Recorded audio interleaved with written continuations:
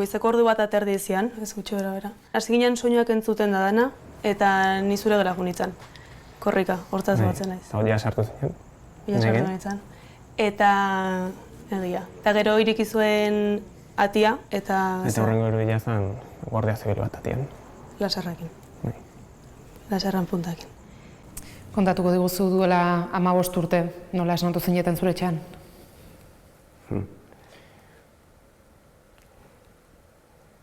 Bai, gorra.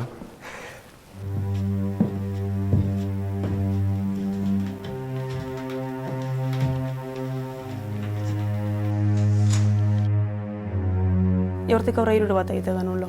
Gau hortatik aurre bain nire gurasoan pertsianek irekita zen dia beti. Uste nuen lapurra zirela, kosobotarrak edo zirela, uste nuen. Gero kontuatu nintzen, guardia zibila zirela, eta enitzen lasaitu.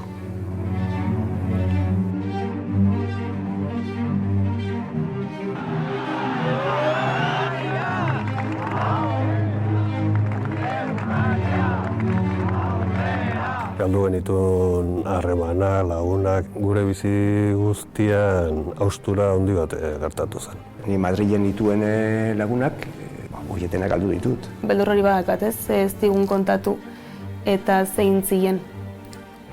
Eta ez dakit jakin nahi eten ez ere. Juan Marirena izan zen, gehiegi. Aita zehola ja kalea atea eta denbora pixkatea, honitzen atzetikan. Eta atzetikan ikutu ninen ustez gerrin. Eta gogatzen naiz nola aitak susto ondo jartu zuen. Atzetikan ikutu nion eta ni bere semien itzan baino beak bildurroi barruntzekan. Ez atzetikan baten batek zerbait itiana.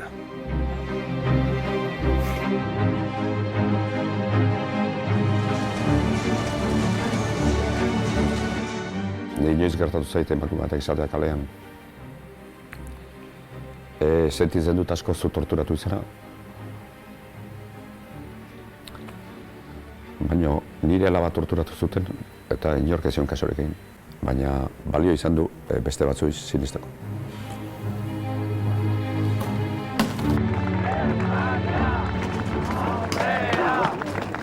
Euskaldun Egunkariaren erekinetik atera eta kotxen sartu nindutenean, nik ez nekin, baina ordurako gure langileek batzar bat egiten ez ziren.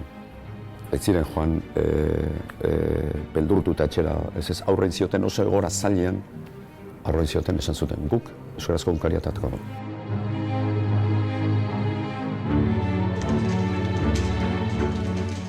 Gaur egun berria eskuetan hartu eta zure sentitzen duzu? Bai. Pena ematen dit, hori,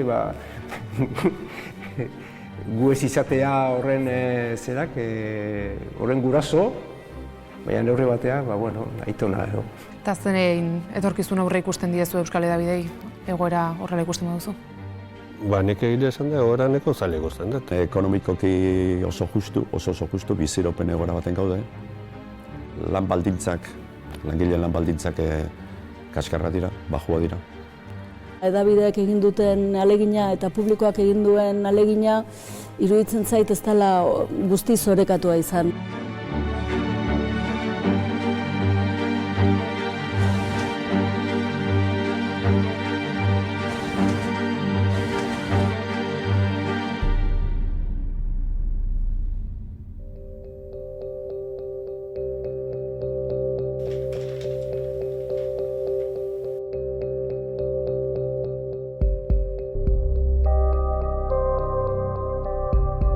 Mila 1980 urtean jaio nintzen eta urte berean jaio ziren Miren Amuriza eta Garazi Torraldai.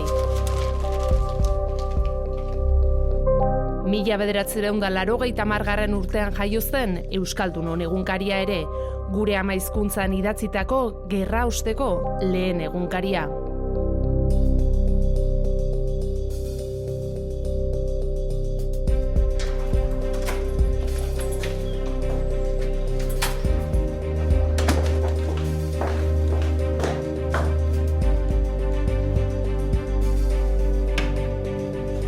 Garazi egun 27 urteko ekonomilaria da, baina gertaerok etxean bertan bizi izan zituen, Juan Mari Torrealdairen alaba baita. Nire bizitzako esperientzia okerrena. Azkenean nire bizitza markatu duen momentu bat, eta betiko markatuta utziko zerbait da.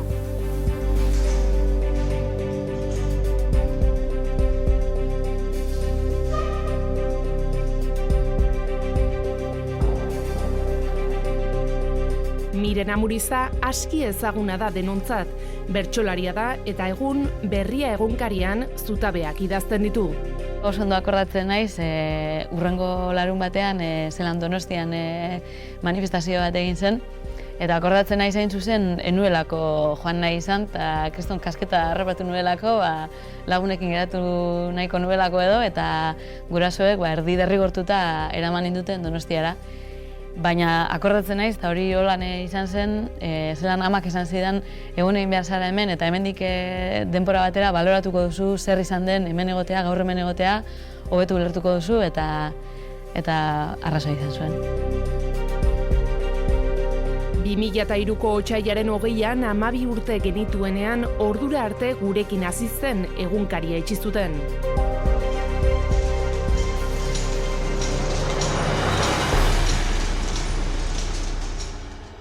Nolako eragina izan zuen gertaera arte euskal gizarte eta hedabideetan, eta zein arrasto utzi ditu, horixe jakin nahi dut gaur aurkezten dizuedan erreportajean. 12 urte genituen, baina ongi gogoratzen ditugu itxiera hark eragindako sentsazioak, baita gaur egun arte utzitako aztarna ere. Guztiok ezagutu genuen duela 15 urte Euskaldunon egunkariaren itxiera, baina ez atxilotuen etxeetan gertatutakoa.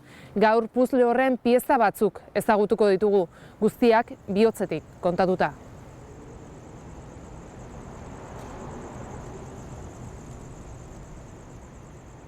Azken nahiz da etxean on beti zaude berriro etorriko dian zai, eta gau horieko pasatzea soluzioa dira. Gau hortatik aurre bain nire gurasoan pertsianek irekita zen dira beti. Kontatuko diguzu duela 15 urte, nola esnatu zineten zure etxean?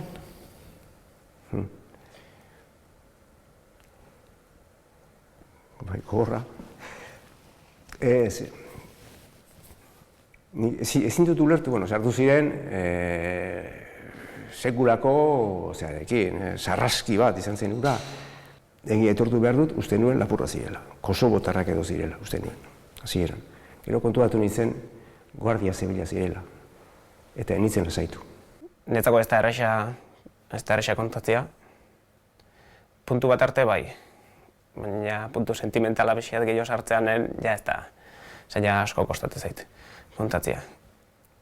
Eta nire lagun askok ez diate entzun hau nahi aurrez aurre esaten. Hortik aurre 3 bat egite genuen lo.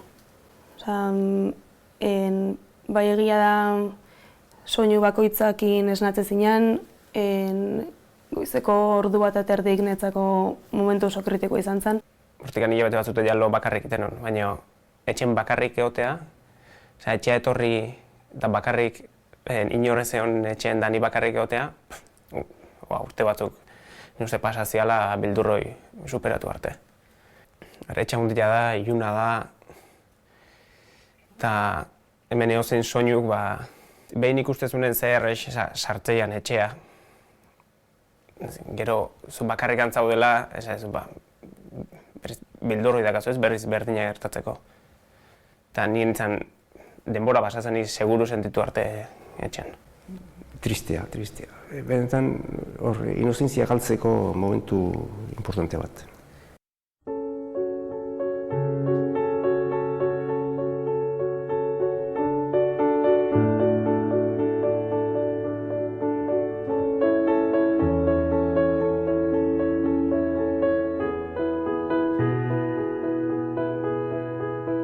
Etxean sartu ziren momentu horretan pentsatu zenuen Euskaldunon egunkariagatik zela atxiloketa hori, zer etorri zitzaizen burura? Garbi neukan egunkariagatik zen. Halako zerbait espero zenuten? Ez, baino baita ere, inozentea ginen, baina inozoak ere ez.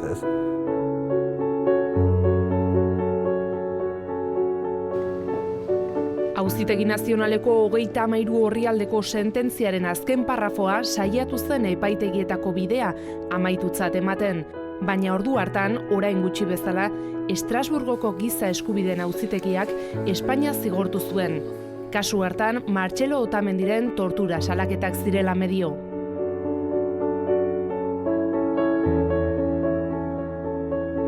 Laguntzen du mina baretzen auzitegiak esan izanak Espainiak ez duela zure tortura salaketa hori ikertu, edo ez da nahikoa. Sekulako oihartzuna jaso genuen, eta gu behar genuen bukaeran, prozesu horren bukaeran behar genuen epaitegi auzitegi bateko sello bat. Eta urdurritasun handikin bizi nuen garaiura. Gure sinesgarritasun guztia jokoan zegoen jende baten aurren. Beste baten aurren ez. Ezautzen gintuztenok, sinisten gintuzten. Baina gero jende asko hurbildu zen gure gana, kariñoarekin, elkartasunarekin. Eta horiek ere behar zuten, eta behar genuen hori. Eta nik sekulako pozartu nuen. Momentu bat hor bunun sartuta. Izan zen, ni aita zehola ja kalea atea eta denbora pixkatea, honitzen atzetikan. Eta atzetikan ikutu nien usteet gerrin. Eta gogatzen naiz nola aitak susto ondo jartu zuen. Izan zen behantzako atzetikan ikutu nion eta ni bere semien itzan baino beak bildurroi barruntzekan. Ez atzetikan batek zerbait itiana. Nik uste momentun etorri zitzaiala atzetikan ze bizi izan zuen. Atzetikan bizitako hori ze gorra dan, ez? Seme batek atzetik ikutu eta holako susto bat hartzeko, baitak.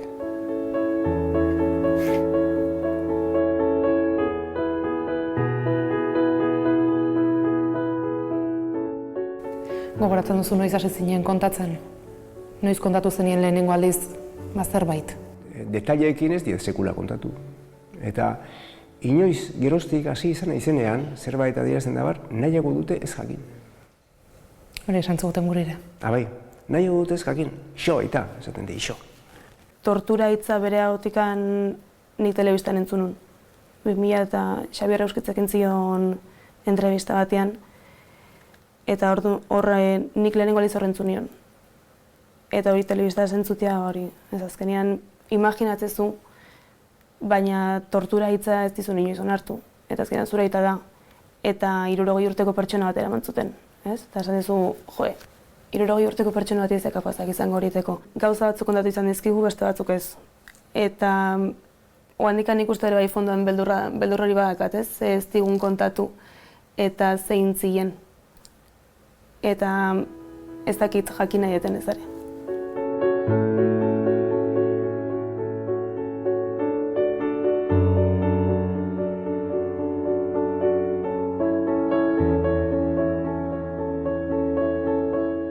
Haiek bilatzen dutena da psikologikoki zu trapuzar bat izatea. Eta zu barneratzea onartzea trapuzar bat zarela eta haien esku zaudela.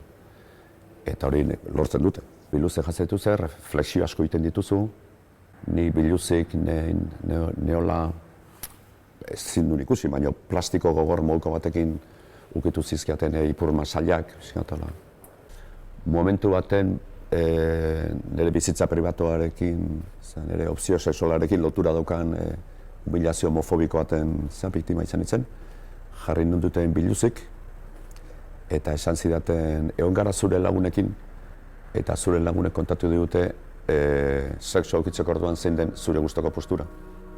Beraz, jarri zaitez postura jakin honetan, eta jarri nunduten biluzik postura sexual batean. Eta gero azkeneko izan zen, bolsaren deitzen den tortura hori, berez ez da bolsa bat, ez da supermerkatu bateko bolsa, da plastiko bat oso ondo moldatzen dena arpegira, maskara moduko bat sortzen dizuen arpegin, dena oso ondo lepoan ez dut dute pixkaz, baina tortura ez da lepotik itotzea da, besterik gabe arnasi gauztea, oso moldatuta dago, plastikoa da jartzen dutena. Eta gero azten zaren oiuka, efektua da, izten zaizkizu haua, plastikoa sartzen zaizu hauan da zulotan. Torun, itomen sensazioa da berehalakoa. Ez da 30 segundo, 40 segundo, 2 minutu, da berehalakoa da itomen sensazioa. Uste eta gutxietan kontatu dut, nahi jartzen zidaten interrogatorioetan, nik ez ditut segulan ikusten, beti atzen euskan.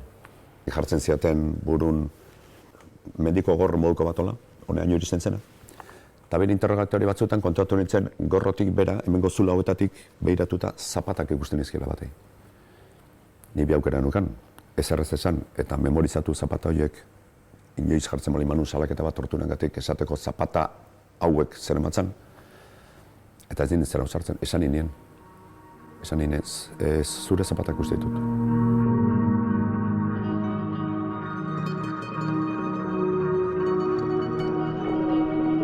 Noiz erabaki zenuen kontatu beharra zegoela? Berala, kamararik izan ez duten beste torturatzu batzuei zor nien nik hori. Eta inoiz gertatu zaite emakume batek izatea kalean.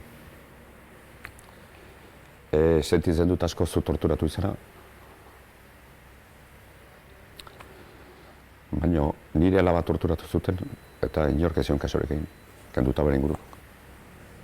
Eta esan zian, sentitzen dut asko torturatu izana, baina balio izan du beste batzuei sinisteko.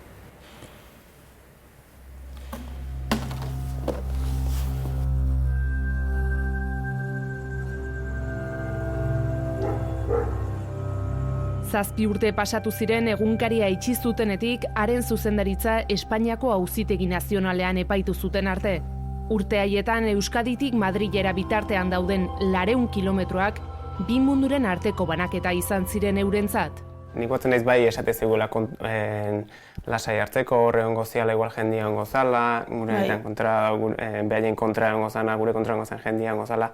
Nik rekordoi badakat bideo hortan ja preparatzen juntziala guri horre audientzia aurren egongo zan horta. Bai, eta gaina lehenengo gau hortan, oita geroleko lehenengo gau hortan, gu lauro ginen hoteleko gelan mueble bat edo, ez dakit siloi bat edo zerbait atian jarreten genuen lo. Zuretzako zer izan zen Espainiako Auzitegi Nazionalean inputatuen aurki horretan eseritzea?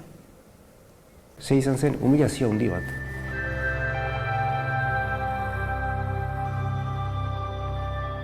Esaten duzu, nola da posible nire lan horregatik horrela epaitua izatea. Nire uniberso propiotik kanpo. Gainera gertatu zen gauza bat. Gertatu zen egun batzuk lehenago, epaiketa hasi baina egun batzuk lehenago, Euskaltzain oso egin indutela. Orduan, zuek imaginatzen duzu batean horrekin guztiarekin zoaz, eta ez da egizer, eta bestean epaitua, terrorista bezala, eta hori. Azkenean, horren sintesia egitea oso zaila da. Garazi, zuretzako zer da Juan Mari Iturraldegin alaba izatea Euskal Herrian, eta zer izan zen Madrilen epaiketa garai horretan? Nik momentu hortan kaneraita zen, baina nik enekin Euskal Gizartean zekan pixua ez. Gero urteak pasala kontatzen izan bentan ereita zein dan. Madriden ja beste gauza bat izan zen. Madriden bai ikusi zenituen kontrakoak, bai epaiketan bere aurka hitzen utzutena. Azkenean zaizu izazten. Eta azkenean Madriden beste bat gehiago da. Hemen norbaitzea bezala Madriden behintzako etakide bat zinen, bai zu alaba bezalare bai. Eta netzako beste mundu bat zen. Azteko, ni Madrilen dituen lagunak, dozena bat lagun banituen, horietenak galdu ditut. Horietenak ikusi dute nola nindera ematen Guardia Zibilek. Nola kartzelan sartu ninduten, nola terrorista nintzen. Hori jakin dute, baina gero atera garanean, inork ez du esan atera ginenik.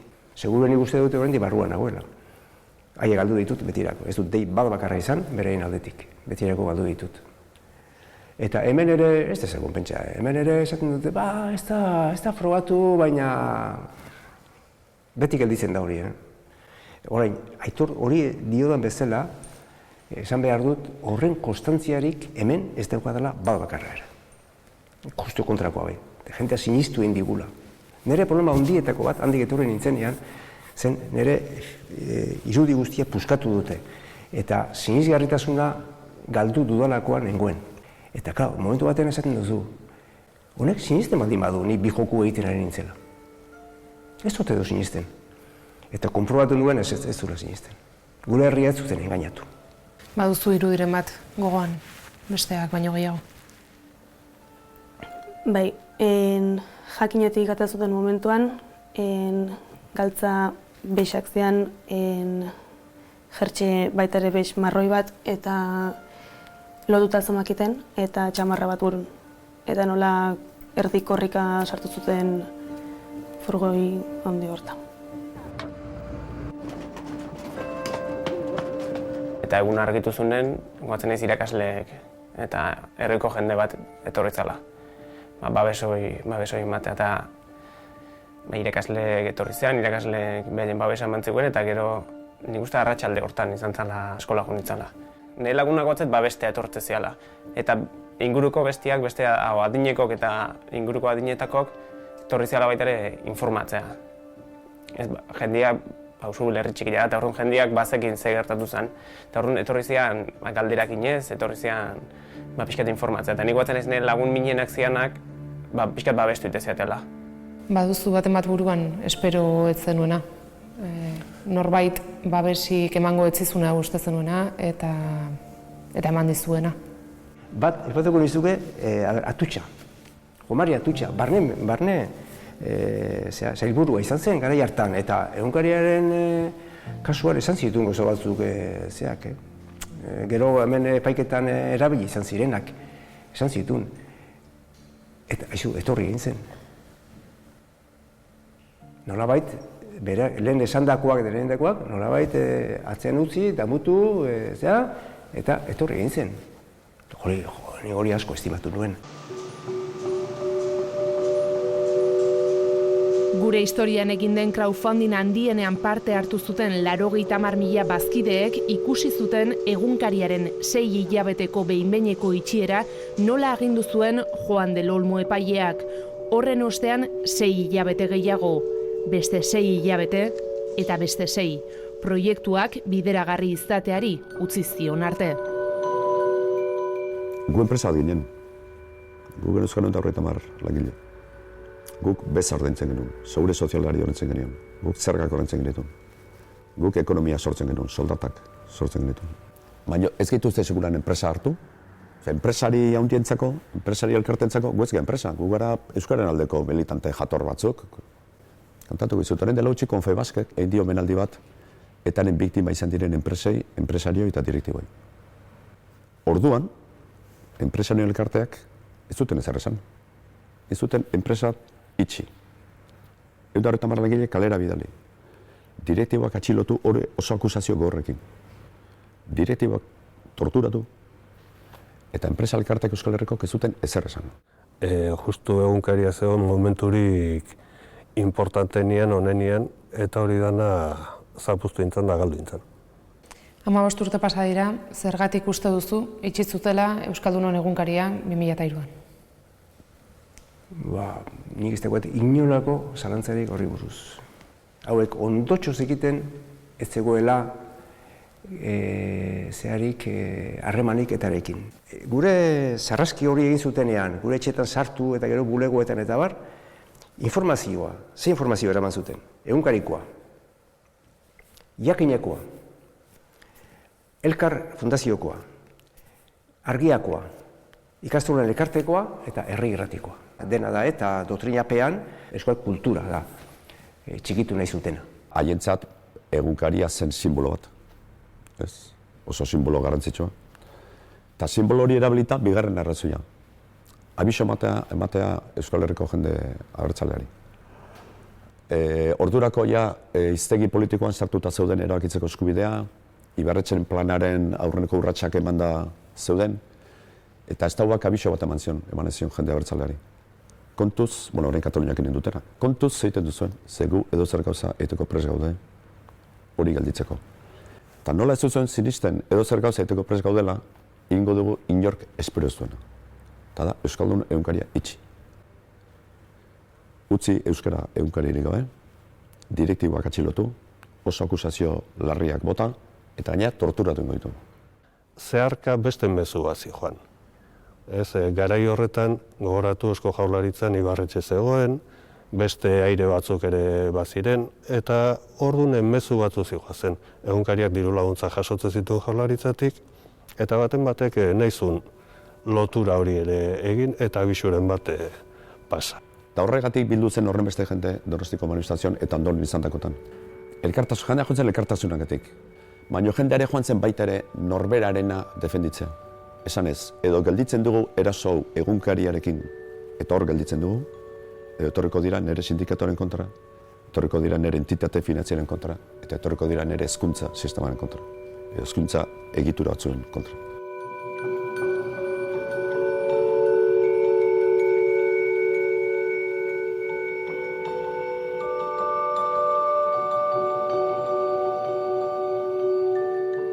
Urte tardik hartzena pasata gero, absoluzioa nahikoa da zuretzako horrek baretzen du barrua? Ez, horrek ez du baretzen batez ere, oraindik ere gerta daitekeelako. Horrek, orduan, ikusten duzunean hori posible dela gertatzea eta baldintzak ez diela aldatu. Eta posible dula Madriko gobernu batek interesatzen zaionean gobernu bat kendu edo egunkari bat itxi edo bestelako zerbait gertatu eta gainera doan ateratzen zaiola, orduan nola baretu gozea. Espainiako Auzitegi Nazionalean absolutuak izan zineten, torturari dagokionez ebazpen hori jaso zenuten, auzi ekonomikoa artxibatu egin zen. Uste duzu nahikoa izan dela, itxi dela behartzen moduan? Gu daukaguna da Auzitegi Nazionalen absoluzioa eta halako rekonfortazio moduko bat Auzitegi Nazionalen sententzia oso gogorra dela epaile instruktorekin eta akusazioekin. Baina guri zigun inork esan gaizkin genuen eta ez genuen behar eta egoera solarria zen, eta orduan etaren erasoa zeuden, eta guk ere erantzun behar genuen, nola doala edo... Uste duzu noiz bai diritsi litekela mezu hori? Absoluzioak egiten duena da, bagenekin gauza bat, pixka gehiago afirmatu. Baina hor atzetik indako guztia hori jendeek igual ahaztuko du, edo gaur egun nik kontatzen naiz generazio gazteguak dianak eta hola, baina ez dutela ezagutu egiten egunkaria zer dan. Ez da, netzako orde badao mina ez, egunkariak ez zuen ezer txarrain, eta oain generazio gaztek ez dute aukera hori eduki egunkaria ezagutzeko. Eta guk beti minoi horre emango dugu, ez dugu aztuko. Naiz da absolbituta hon. Gaur hemen nahi xertzeak esan nahi du pikin bat gehiago gainditu duzula gertautako guztia? Bai, ja bizantze bat egin ikustezu. Beti gogatuko zea, eta ez da oain arteko urteotan ez azkenean beti daukazu barrun. Eta irudi batzuk ez duzu inoiz aztuko. Nik Guardia Zibila guri apuntatzen lasarrakin irudi 12 urte nezkan, baina beti gelditzen zaizu. Eta ez bihazten. Halako baten denpora dena sentazio omen du eta gureare denpora sentatuko dut egunkariari buruz ere, baina ez da gehiago hitz egin. Netzako ez da, orduz 12 urtetik hasi eta orain arte ez dela saitu ez. Azkenean, bai pasazean urte horiek epaiketa izan arte zain, eta hori ere bai pasain behar da, urte asko izan zian. Gero ja epaiketa etorri zen, eta salteko nuen, bueno, pues ya epaiketakin ja beste etapa bat haste zure bizitzan ez. Baina gero ditan minbizia etorri zen. Eta azkenean gu badakigu lotura dakala, pasazun guztiakin. Azkenean pixkator kontuatzea behak barrutikan zer amantzun, ez hitzez baino gehiago nik hortan ikustet, zer jasantzun behak. Eta behak esaten bezala, behai barruraino sartu zuten beldurra eta mina, eta juste zur muin ordenatzen zaio minbizia ez. Eta gaur egun arte, orduzik hasita gaur egun arte.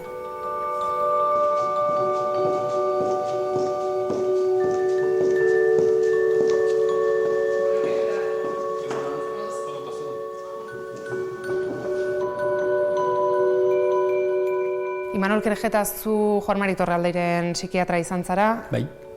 Berak minbizia egunkariaren itxierarekin lotzen du erabat. Zuk ere lotura bera egiten duzu? Bai, nik nola baiten aurreratu nion, zeren hor badakigu behari gertatu ondoren, normalean sortzen dira ondorioak, epe luzeko ondorioak. Eta nik esan nion, erne zure osasunarekin, zeren badakigu, hor trauma edo estresa kronikoaren ondorengoa badakartza beste gaitz fisikoak. Eta nahi ez da bakarra prozesu hartan egon zena arazo fisikoak izan dituenak. Azkenean kontuatzeza, ez? Ze mine mantzun eta zer daka honoen dekan aurretikan. Eta zer dakan. Etxera iristen kontatu zenuen, inkomunikazio garaian zein tratu jaso zenuen? Ez. Etxean zehari? Ez, batez. Zergatik? Nik transmititu nahi dut, baina ez mina. Historia transmititu nahi dut, ez mina. Horra mina transmititzea zen hori. Nere mina beste eri pasaraztea zen. Hala iruditzen zean. Niretzat barneko mina, ondina da Euskaldunon ezina, ez? Osea, horrei buelta eman da barituko litzake. Osea, behin ikusita horrelakoak berriz gertatzea, ia posible egingo ez duen egoera bat lortzen duguna, ez?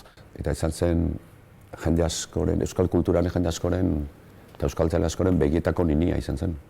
Jaio zen herri ekimen batez, ekimen sozial batez. Zailtasun batzukin jaio zen, dena esan barra dago.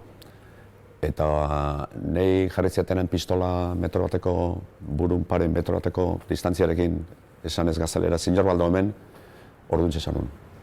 Hau, izorratu da. Ura komuniko, nire etxean gainera komuniko sarrera etxeko ataritiko segurtu dago. Eta esan nun, nire buruari horti dijoa gaur. Gaur gauen horti dijoa Euskaldun Egunkariaren jende askoren ilusioa, lana, alegina. Baina, bueno, gero ni Euskaldun Egunkariaren erekinetik atera eta kotxen sartu nindutenean, nik ez nekin, baina ordurako gure langileek batzar bat egiten ziren. Egun hortan bertan erabakitzeko bi gauza bat. Gari baten agiprop deitzen hau mundu guztiak jakin behar du ze gertatu den, eta bigarrena gaur bertan egunkari bat egin behar dugu. Auzite nazionalak ez duelako erabakiko euskarak egunkari bat izango duen, edo ez. Eta esaten dudanean gure programa informatikorik onena gure jendea dela, gure langileak direla, hori izan nahi dut, horiek ez ziren etxean joan egarrite. Ez ziren joan beldurtu eta etxera, ez aurrein zioten oso egora zailean, aurrein zioten esan zuten guk euskarazko egunkaria atatako du.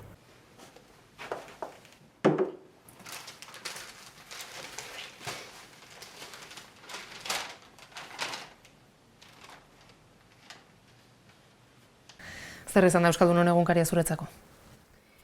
Izan da nire aitan eta bere lankideen amets bat, baina amets bai behientzako eta bai guretzako ere amets gaizua bihurtu zen, ez?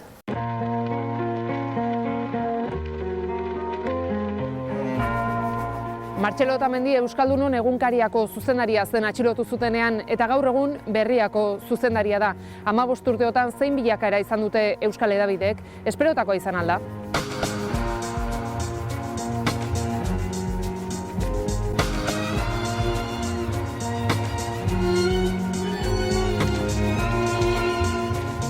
Babes handia jaso zuten Euskaldunon Egunkariaren itxieran eta ondorengo hilabeteetan bertako langileek. Herritarrek guztira ia 5 milioi euro eman zituzten euskaraz egunkari berri bat sortzeko. Hasierako babes horren ostean eta euskal erakunde ezberdinen diru laguntzak tartean direla, egunero euskaraz informatzeko aukera izan dugu urteotan. Baina 15 urteren buruan Euskal Hedabideek bizi duten egoera ez da onena. Agian ez da esperotakoa ere. Zalantzarik ez dago, euskarazko hedabideak ez daude egoerarik onenean, nik berria irakurtzen dudanean webunean esate baterako telefonoan, eta azkenean beti irakurtzen dudanean Martxeloren mezutxoa onaino iritsi zara, eta askotan pentsatzen dut, bai, zuek ere onaino iritsi zarete, baina akaso une honetan beste toki batean egon beharko zenukete, ezta? Bueno, egon zen hasierako beroaldi hura logikoa dena, baina gero hori pixkana estabilizatzen dijoa. Eta indugun honena izan da, segitzea, lanean, gure lanitea.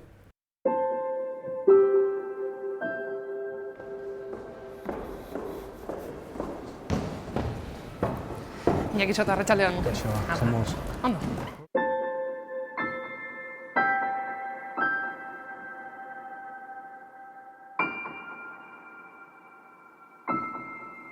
Gu ez gara ez da merkatu bat zentzu horretan. Merkatu bat izateko jendeak erabaki beharko luke bat edo bestea erosi. Eta gaur egun jendeak erabakitzen duena da berea erosteari utzi. Dirua irabazi nahi duenak ez du euskararen produktuetan sartzen. Etxontan dirua, erraiontan dirua zen dutenak, dute pesaguzo. Eta arduan ekonomikoki oso justu, biziropen egora baten gaude. Lan baldintzak, langileen lan baldintzak kaskarra dira, bajua dira.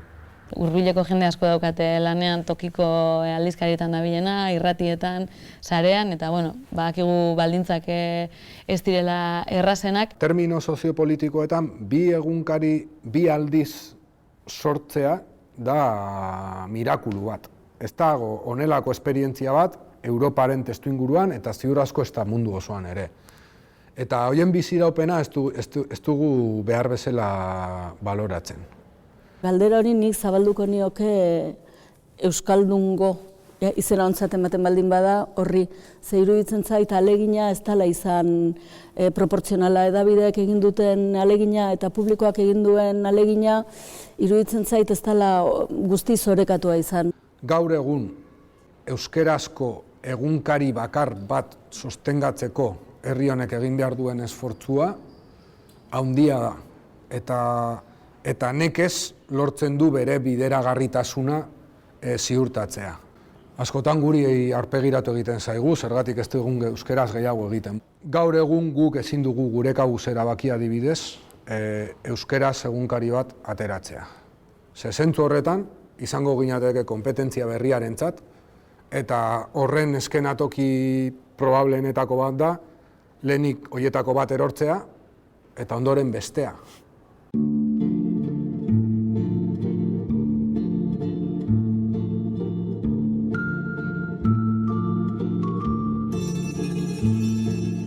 Eta 2003ko ekainaren 21 kaleratu zuten lehen aldiz Berria egunkaria.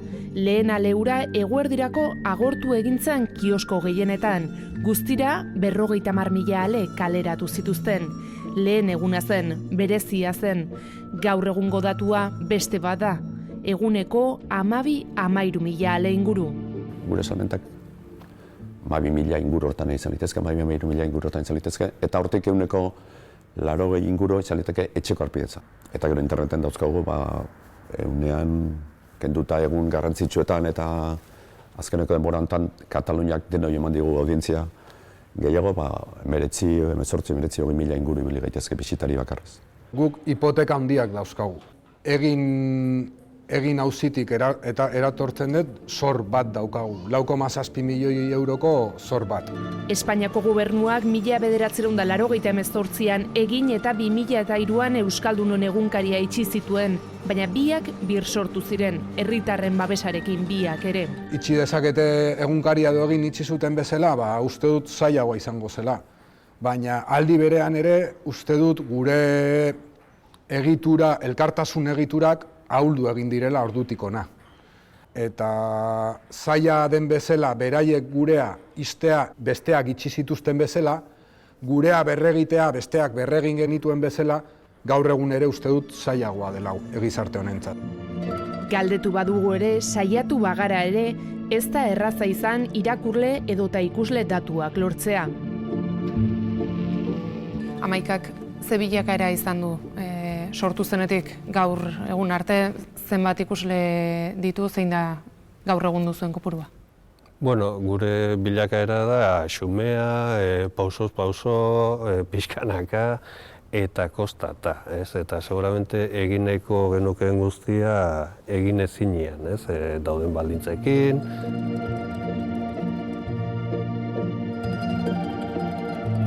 Eta zein etorkizun aurre ikusten diezu Euskal Hedabidei? Egoera horrela ikusten baduzu?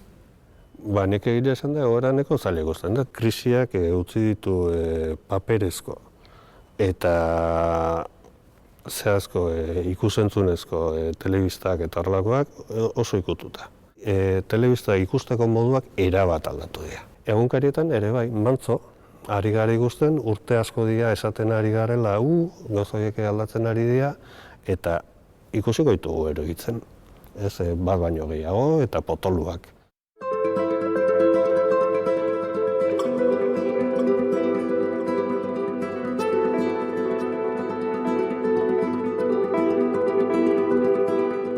Damazkigu 20 urte hori entzuten. Internet 97 jaio zanean, bintzat Euskal Medioetan 97 hasi ginen. Eta lehenengo gauza izan zen, ikuste dut, egin ditugu, 20 urte hauetan egin ditugun bilera guztietan, gai berdina dago mahai gainean. Papera agortzea dioa, ez dakize, Gu gora egiten egia pixkanaka, gure zean, baina papera maikia da. Ni beti esate dut frustrazio puntu batek gaur egun kazetaritza ikasten ari direnek ere ez dutela erosten paperezko periodikoak. Zer da zuretzako berrian egunero idaztea? Bada, ohore bat, ez? Batzutan pixka lotxa ematen digolako gauzak esateak, ez? Baina bitu, gehiago kontestu honetan, ez? Orain, atzera begiratu eta azken 15 urteotan eta aurretik egunkariak, ez? Egin zuen bide guzti horretan dagoena ikusita, sorteko sentitzen naiz egia esan leku bat eukitzea sor.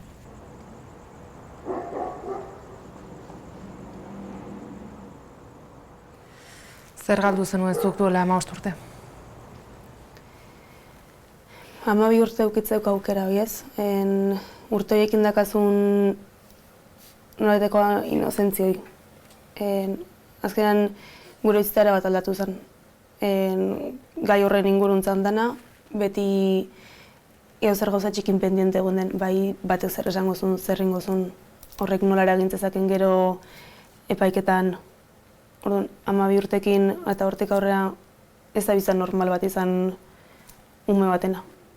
Bai saiatu geha eta bai saiatu dira gure inguruko danak ala ematen ez, baina azkenean horrek beti eragiteu. Eta horren pendiente bizitzea. Eta azkenean normalidea bat emati dozu horri, zen nik niretzako azkenean nire bizitzaula izan zen, baina azkenean tristia da, ez? 12 urteekin hasita eta gaur egun arte gola azatzea. Zure etxean askotan hitz egin duzue, Euskaldunon egunkariaren itxiraz?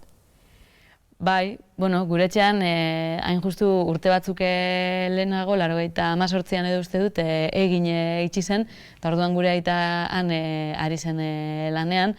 Orduan niri lehendabiziko esplikazioak orduan eman zizkidaten, gu hurbilagotik ikutu intuelako, eta egunkariarena beste gauza batzuekin gertatu den bezala, holako déjà vu tamalgarri bat izan zen gure etxean, ezta? Orduan pentsatzen dute egingo nituela, 12 urteko ume batek egingo zituen galderak, ez? Zergatik eta zergatik.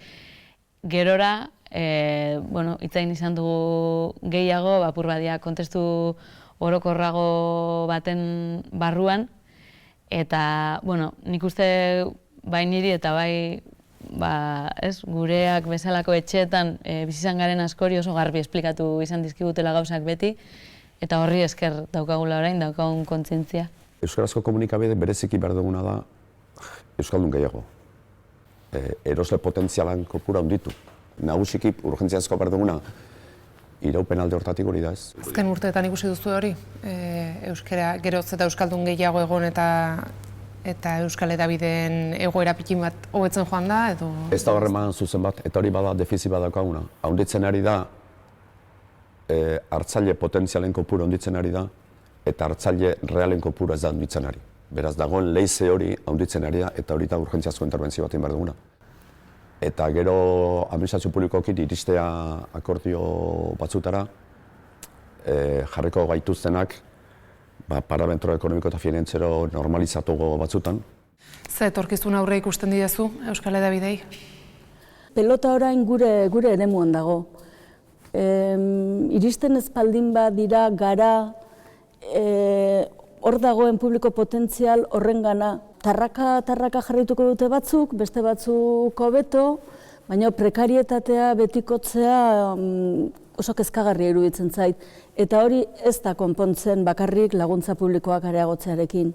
Hor behar da komunitate oso baten konpromisoa eta exigentzia ere bai. Segurazki hasiko bagina zerrenda bat egiten bion artean zenbat gauzatako arpideduna garen edo kuadrilan egingo bagenu olakoetan konturatzen gara askotan, ez? Komunitate txiki bat garela eta geuk sortzen dugu, geuk kontsumitzen dugu, geuk sustengatzen dugu. Orain, nahikoa da hori zenbait proiekturi eusteko? Tamalez biztan da ez, ez? Gure komunitateek sortu dituzte komunikabideak. Guk ez ditugu sortu behar komunitate horiek edo ez ditugu asmatu behar, ez ditugu eman behar, zentzu bat eman behar, misio bat. gurean jatorriz hori lortuta dago. Orduan etorkizuna, benetan ilun ikusten duzu. Nik ilun ikusten, eta komunikabideetan, eta jardungo da, eta aterako dira, ez, egiturak segurunera izan beharko dute oso txikiak, internet bidez ez zabalduko dira gauza asko, eta baina naiz eta bi laguneko egiturak izan baten mantenduko beharko ditu.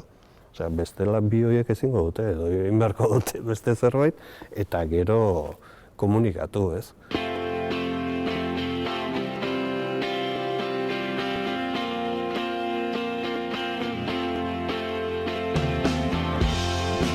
Egunkariaren itxierak erreakzio asko eragin zituen, baita sorkuntza mailan ere. Ezagunenetako bat entzuten duzuen hau. Iritzi helduak, uste handikoak gure herriaz. Hoi zuertian on nahikoa diren hoiena, sasi guztien gainetik handabiltzaean, hobenuen munduko hiritar izatea, ez da, euskalduna izatea baino.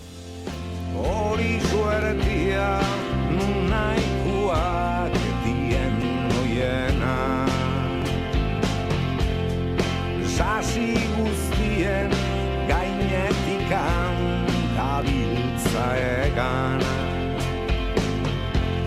Inok ez zidan esana, euskaldun izatia zeinek ezadana.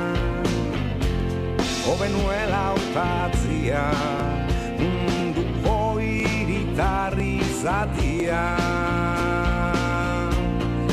Kantu leunak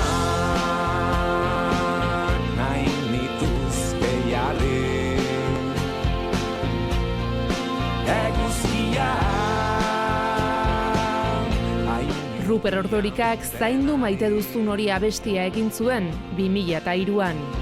Zaindu maite duzun hori.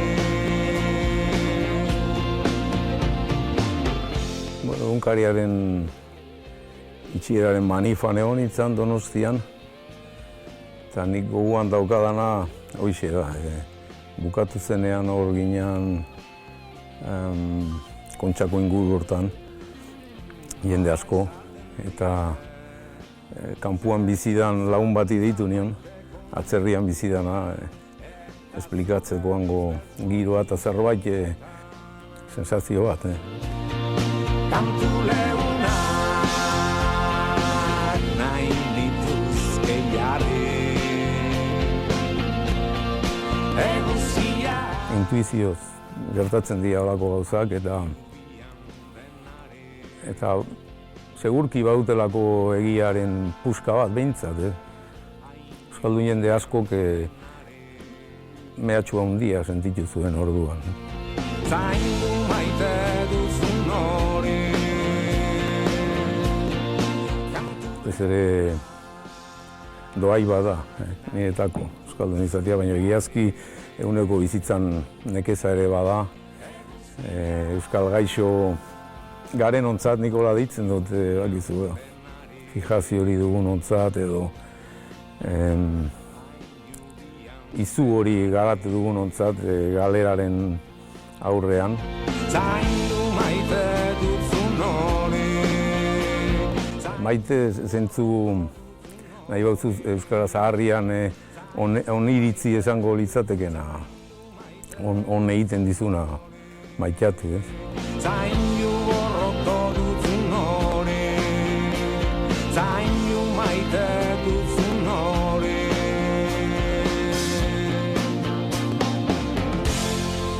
Ondo egiten dizuna maitatu horixe abesten du Ruper Ordorikak kantu honetan. Hori izan aldaiteke militantzia famatua definitzeko modu posibleetako bat. Bai, herri honetan diren gauzan garrantzitsu guztiak dira militantziarekin.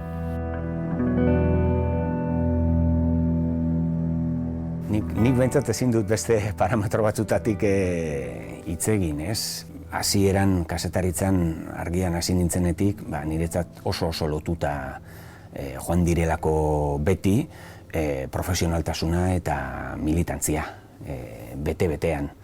Eta seguruenik, euskarazko medioek oro har ez zutelako aurrera egingo militantzia maila hori gabe. Alegia, Euskaldunon komunitateak aurrera egiten baldin badu, komunikabide bat beharko du, gutxienez bat. Eta beharko du gainera horren edapen bat, informatzeko, analizatzeko, mundua begiratzeko. Orduan, ez dakit berria izango den edo beste zerbait izango den, baina behar hori hor egongo da. Ez baldin bagaude hor, izango da kapazak ez garelako izan komunitate horren beharrak ulertzeko eta garaiz aldatzeko, moldatzeko, egokitzeko horretara. Zer uste duzu falta zaiela gaur egun euskal hedabide horiei guztiei? Ditugun baliabideak kontuan edukita, izugarria dela hortik ateratzen delana, hortik egiten diren emaitzak. Inpresioa izaten dut batzuetan, bi liga bezala, daudela, handiak eta txikiagoak, eta, elkar elikatu beharrean, kontrakoa gertatzen esaten den. Eta gure kazateriak joaten denean Kolonbiako bake prozesuaren segimendu egitea, izan borute profesionalak. Ordu asko sartuko dituzte. Eta ezingo dira joan New York Timeseko kazateri joaten dien hotel berera. Baina iten dute lana, oso lan ona iten dute, eta lan zentoa. Zuek lanera izatenen, ordu asko ingo dituzue, baina dituzue lan profesional bat militantea.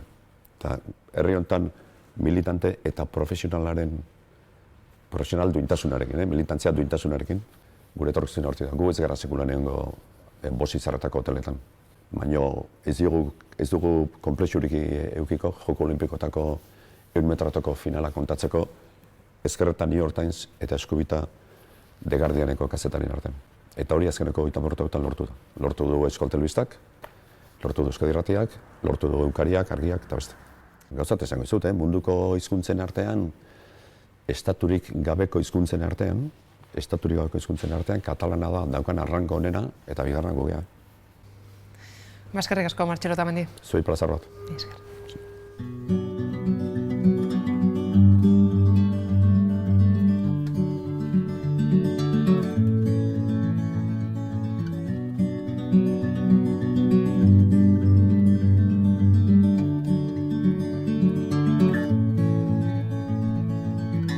Aro berri batean gaude, internet sartu zenetik hedabideen mundu osoa irauli da. Are gehiago gurea bezalako hizkuntza gutxituak darabiltzatenei. Aurrerantzean gorabehera politikoek zenbateraino eragingo dieten, denborak esango du. Baina seguruenik gure gaurko protagonistak ez dira urrun ibiliko.